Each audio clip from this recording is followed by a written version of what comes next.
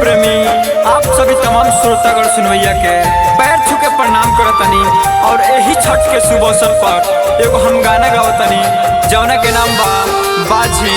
तो आप सभी गाना के सुनी जा और ढेर सारा प्यार से बाती जा। धन्यवाद।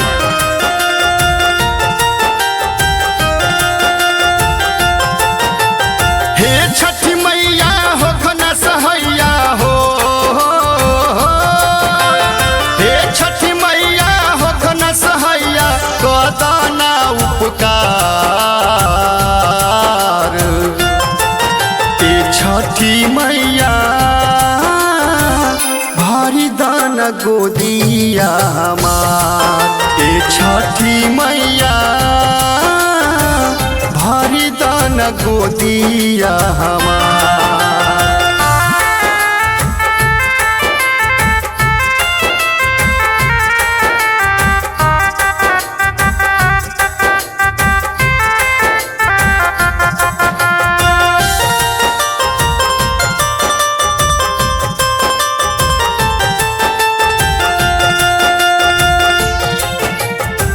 सास ननद मारे तना कहीं के बझनिया, दिलवा पे लागे जस कटार हो।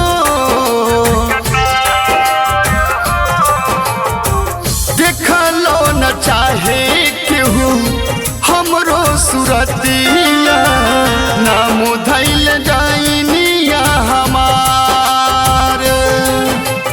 केकरा से आपन दुखवा सुनाई, केकरा से आपन दुखवा सुनाई, बानी बहुत लाचार।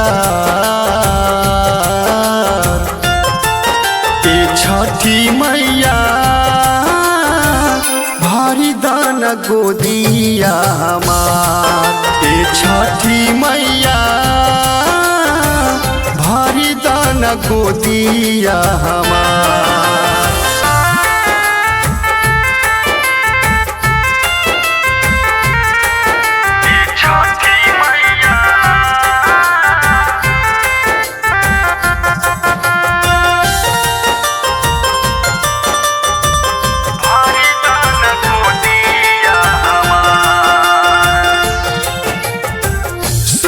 सन लागेला अंगना दुआरवा, एको नइखे बाबुआ हमार हो।